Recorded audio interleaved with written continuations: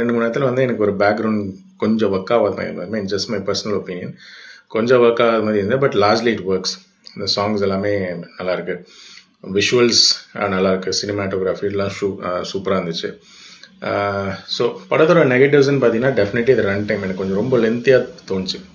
Second ஹாஃப்லாம் முடிய போகும்போது you feel the lakhs, கொஞ்சம் ட்ரிம் பண்ணிடலான்னு தோணுச்சு. Length is minus. இன்னொன்று என்னென்னா கதை வந்து ரொம்ப வேஃபர் தென் பிளாட். இந்த மாதிரி ஒரு ஃபேமிலி என்டர்டெய்னர் ட்ராமான்னு இருக்கும்போது இன்னும் கொஞ்சம் கேரக்டர்ஸ்லாம் இன்னும் கொஞ்சம் வெல் ரிட்டனாக இருந்துக்கலாம். அதாவது சூர்யா, மமிதா இவங்க கேரக்டர்ஸ் தான், மற்ற எந்த கேரக்டர்ஸுமே வந்து ஒரு பெரிய மீனிங்ஃபுல்லாக இல்லை. ஈவன் ராதிகா கேரக்டருமே அவங்க இருக்காங்க, ஓகே, பட் அந்த கேரக்டர்ஸ்லாம் வந்து கொஞ்சம் இன்னும் இம்பாக்ட்ஃபுல்லாக எழுதிருக்கலாம்னு தோணுச்சு. So that would have added drama to this movie. So அதில் எனக்கு தெரிஞ்ச ஏதாவது சப்போர்ட்டிங் கேரக்டர்ஸை கொஞ்சம் மிஸ் பண்ணிட்டாங்களோன்னு தோணுச்சு. வெறும் இவங்க 2 பேர் மட்டுமே ஃபோக்கஸ் பண்ணி, ஸோ மற்ற கேரக்டர்ஸுமே நம்மளுக்கு மைண்ட்லேயே கூட நிற்கலை. எது இந்த கேரக்டர் இப்படி இருந்தது அப்படி இருந்தது எதுவுமே தோணலை, because it was not return. So அது ஒரு ரீசன். ஸோ அது எனக்கு ஒரு நெகட்டிவாக தோணுச்சு. இன்னொன்று, படத்தோட கோர் தீமு எனக்கு 2 கல்யாணம் பண்ணுறது அதெல்லாம் வந்து கொஞ்சம் நார்மலைஸ் பண்ணுற மாதிரி எனக்கு தோணுச்சு.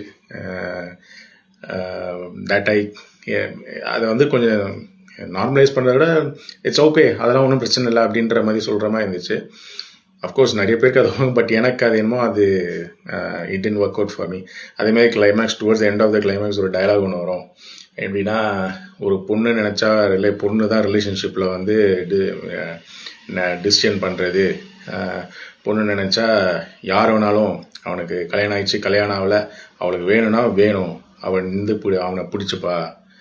அதெல்லாம் வந்து எனக்கு ஒரு, நான் இந்த எக்ஸாக்ட் இல்லை, பட் இந்த லைன்ஸில் தான், அதாவது கல்யாணம் ஆனாலும் சரி கல்யாணம் ஆகும் அதெல்லாம் கவலைப்பட மாட்டா, அவளுக்கு பிடிச்சிருந்தது அப்படின்ற மாதிரி ஒரு டைலாகு. அதை எனக்கு கொஞ்சம் சில்லியாக தான் இருந்துச்சு அந்த டைலாக். அந்த மாதிரிலாம் யார் ஒரு பொண்ணு என்ன கல்யாணம் ஆனவங்க இப்போலாம் ஐ டோன்ட் திங்க் அந்த டைலாக்லாம் கொஞ்சம் அவாய்ட் பண்ணிடலாம். அது எனக்கு ஒர்க் அவுட் ஆகலை. ஐ மீன், ஸோ பட் ஓவராலாக வந்து படம் பார்க்கும்போது இட் இஸ் அந்த ஃபர்ஸ்ட் ஹாஃப்லேருந்து கொஞ்சம் அந்த காமெடி அதெல்லாம் வந்து செகண்ட் ஹாஃபில் கொஞ்சம் மிஸ்ஸிங்காக இருந்துச்சு. So but overall as a package, as a movie, it is ஒரு நல்ல என்டர்டெய்னர்.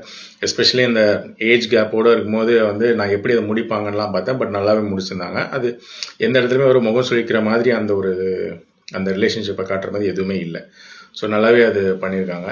ஸோ அதுக்கு kudos to the director. So overall it's a nice decent family drama. கண்டிப்பாக போய் தியேட்டரில் போய் பார்க்கலாம். You will definitely like it. So that's about it, guys. That's my review for Vishwanath Sens. I'll see you again in another. Till then, take care. Bye bye.